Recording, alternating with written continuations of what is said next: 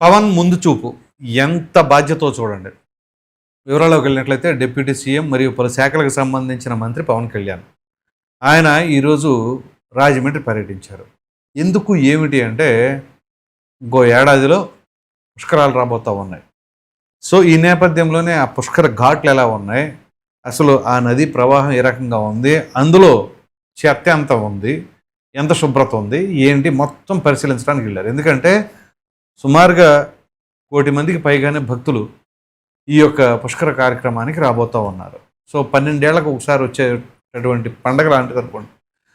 So మీకు కనుక గుర్తున్నట్లయితే 2015లో ఇలాగే గోదావరి పుష్కరాలు జరిగినాయి. అప్పుడు కూడా ఒక దురదృష్టకరమైన ఘటన చోటు చేసుకుంది. సరే, ఇప్పుడు పవన్ కళ్యాణ్ గారు ఎందుకు ఇంత ఇదిగా ముందుగానే చూస్తున్నారంటే ఆయన పర్యావరణ శాఖకు సంబంధించిన కూడా మంత్రి.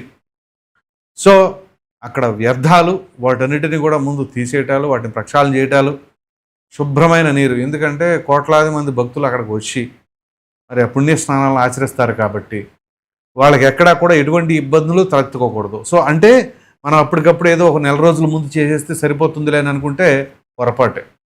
సో అందుకని ఒక ఏడాదికి ముందుగానే ఆయన ఇటువంటి కార్యక్రమాలు చేపడుతున్నారు అని అంటే ఆ కమిట్మెంట్ని గుర్తించాలి. ఇప్పటి వరకు ఎప్పుడైనా సరే అనేక రకాల పుష్కరాలు వచ్చినాయి కదా చాలా సందర్భాల్లో. ఏ మంత్రి అయినా ఈ రకంగా అక్కడికి వచ్చి ఇదిగో ఇటువంటి కార్యక్రమాలు ఇట్లా చేయాలని చెప్పేసి అధికారులతో సమీక్షించి అసలు నీటి ప్రవాహం ఎటు నుంచి ఎటు వస్తుంది, చెత్త ఎక్కడి నుంచి వస్తుంది, ఎక్కడి నుంచి ఎక్కువ ఇంక్లూడ్ అవుతుంది, దాన్ని ఎలా తీసేస్తున్నారు, దానికి ఇంకా ప్రత్యామ్నాయ మార్గాలు ఏమైనా ఉన్నాయా అని చెప్పేసి ఇవాళ ఆయన ఆ సమీక్షలో అడిగిన ప్రశ్నలకి కొన్ని ప్రశ్నలకి అధికారుల నుంచి అయితే మాత్రం సమాధానం పర్ఫెక్ట్గా రాలా. కొంతమంది కన్ఫ్యూషనల్గా వీళ్ళు కూడా చెప్పడం, ఇంకోటి చెప్పడం.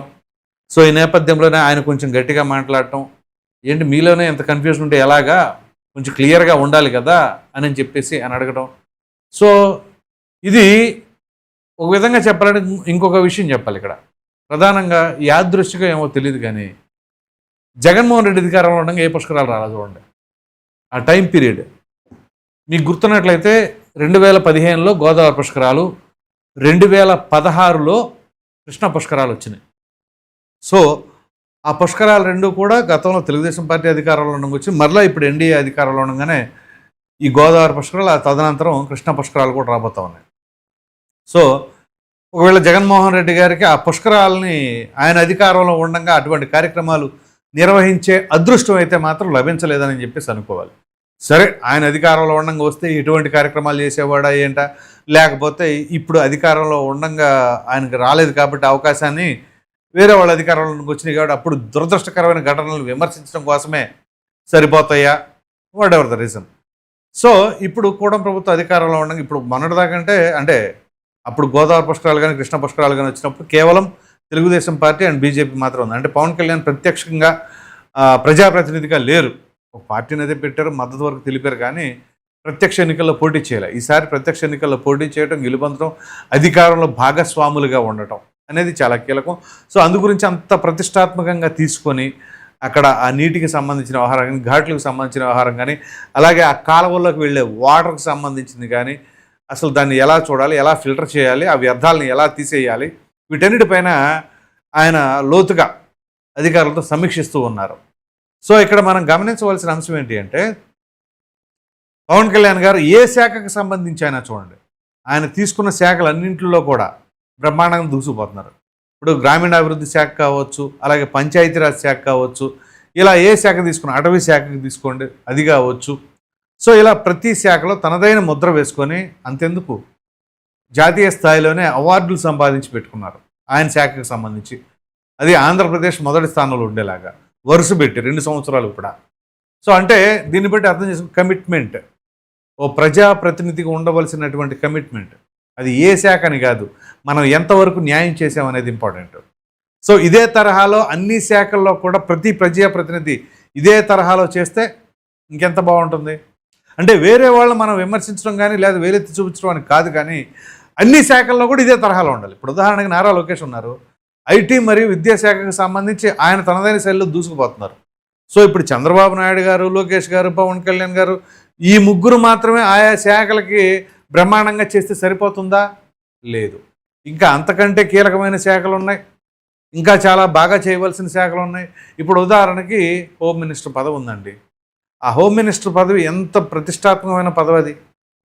పైగా అది గనక పర్ఫెక్ట్‌గా న్యాయం చేయగలిగితే ఆ శాఖకి వీలైనంత వరకు ఈ యొక్క క్రిమినల్ కేసెస్ అనేవి తగ్గుతాయి. ఖచ్చితంగా క్రైమ్ రేట్ తగ్గుతుంది. ఆటోమేటిక్‌గా ఎవరైనా సరే ఒక క్రైమ్ చెయ్యాలి అన్న ఆలోచన కూడా విరమించుకుంటారు.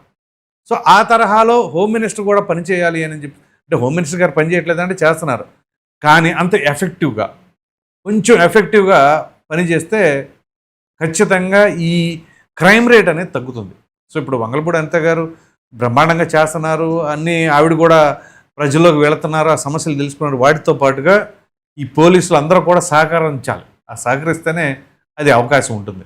సో ఆ రకంగా అన్ని శాఖలకు సంబంధించి ఆయా మంత్రులు ఖచ్చితంగా ఆ యొక్క చిత్తశుద్ధిని కనుక చూపించగలిగితే ప్రజలకి అంతకంటే కావాల్సిందండి. పార్టీలకు అతీతంగా మనం మాట్లాడుకోవాలి. ఆ పార్టీయా, ఈ పార్టీయా, ఏ పార్టీ అని కాదు. పార్టీలు ఏం పెడతాయండి. కానీ ప్రజాప్రతినిధిగా ఉన్నప్పుడు కమిట్మెంట్తో కనుక పనిచేస్తే ప్రజలకు అంతకంటే కావాలి. మేము సరైన నిర్ణయం తీసుకున్నాం, సరైన ప్రజాప్రతినిధి ఎన్నుకున్నాం అనే సంతృప్తి వాళ్ళకి వస్తుంది. సో వాటిల్లో పోటీ పడాలి. ఏ రాజకీయ పార్టీకి సంబంధించిన ప్రజాప్రతినిధి అయినా సరే సేవల్లో పోటీ పడండి. తినటంలోనూ లేకపోతే దాడులు చేయటానికో లేకపోతే మెహర్బానీ చూపించుకోవడానికో కాదు. ఇప్పుడు ఉదాహరణకి ప్రస్తుతం ఫ్యూయల్ అనేది షార్టేజ్ ఉంది బికాస్ ఆఫ్ వార్. అటువంటిప్పుడు ఏం చేయాలి? కాన్వాయ్ తగ్గించుకోవాలని ప్రధాని పిలుపునిచ్చారు. సో ఆ ధోరణిలో ఇప్పుడు అందరూ దాదాపుగా ఫాలో అవుతున్నారు. సో అది మంచి పరిణామం. ఇప్పుడు అది వైసీపీ ఓడిపోయింది, ప్రతిపక్షంలో ఉంది అని చెప్పేసి అని కాదు. వాళ్ళు కూడా ప్రజాప్రతినిధి, వాళ్ళ బాధ్యత అది ఫాలో అవ్వాలి. సో పార్టీలకు అతీతంగా ఆ రకంగా బాధ్యతతో ఉంటే ఖచ్చితంగా రాష్ట్రం అభివృద్ధి పదంలో దూసుకుపోతూ ఉంటుంది. ఇప్పుడు ఆ పుష్కర కాలానికి సంబంధించి ఏదైతే ఇప్పుడు గోదావరి పుష్కరాలు వస్తున్నాయో ఆ సమయంలో ఎక్కడెక్కడి నుంచో దేశం నలుమూలల నుంచి కూడా భక్తులు వస్తారు. వాళ్ళకి ఎటువంటి అసౌకర్యాలు కలిగేలాగా కాకుండా, అలాగే చక్కగా వాళ్ళ స్నానాలు కార్యక్రమాలు ఇవన్నీ కూడా ప్రశాంతంగా జరిగిపోవాలి. ఇటువంటి దొంగల భయం, లేకపోతే ఆ నీళ్లలో దిగితే మాకు అంటువ్యాధులు వస్తాయా అనే భయము, ఇట్లాంటివి కూడా రాకుండా ఉండాలి. ఎక్కడికక్కడ శానిటైజేషన్ చేసుకుంటా ప్రజలు బ్రహ్మాండంగా వాళ్ళకి సుఖంగా జరిగిపోవాలి. అన్నీ అక్కడికి వచ్చిన తర్వాత అది దైవ దర్శనం కావచ్చు, పుణ్యస్నానాలు కావచ్చు, ప్రతి ఒక్కటి కూడా ఎక్కడ కూడా ఎటువంటి ఇబ్బందులు పడ్డాము, లేకపోతే మాకు ఇది జరిగింది, మాకు ఇంకోటి అయ్యింది, ఇట్లాంటి ఆలోచన కూడా రానికుండా సరైన సౌకర్యాలు బ్రహ్మాండంగా కల్పించాలి. ప్రభుత్వం ఆ రకంగా ప్రతిష్టాత్మకంగా తీసుకొని ఎటువంటి ఏ ఒక్క భక్తుడు కూడా ఇబ్బంది పడకుండా ఉండేలాగా వ్యవహరిస్తారని చెప్పేసి మనం ఆశిద్దాం. అలాగే పవన్ కళ్యాణ్ గారు ఇప్పుడు ఇవాళ ఏదైతే ఈ పర్యటన చేయటం కావచ్చు, మొత్తం సమీక్షించడం కావచ్చు, అధికారులతో చర్చించడం కావచ్చు, ఇది ఒక శుభ సూచన. సో ఇదే తరహాలో అందరూ కూడా బ్రహ్మాండంగా కోఆపరేట్ చేసి ఆ యొక్క పుష్కరాలకు సంబంధించిన కార్యక్రమాన్ని సక్సెస్ఫుల్గా ఎటువంటి ఇబ్బంది లేకుండా జరిపించాలని చెప్పేసి అయితే కోరుకుందాం. అలాగే రేపు పుష్కరాలు అంటే గోదావరి పుష్కరాలు ఇదే తరహాలో జరిగిన తర్వాత ఆ తదనంతరం వచ్చే కృష్ణ పుష్కరాలు కూడా అదే సక్సెస్ఫుల్గా రన్ అవ్వాలి అని చెప్పేసి అయితే మనం మనస్ఫూర్తిగా కోరుకుందాం. మరి మీరేమనుకుంటున్నారు ఈ వీడియో పైన అనే అభిప్రాయం అయితే కామెంట్లో తప్పకుండా తెలియచేయండి. Thank you.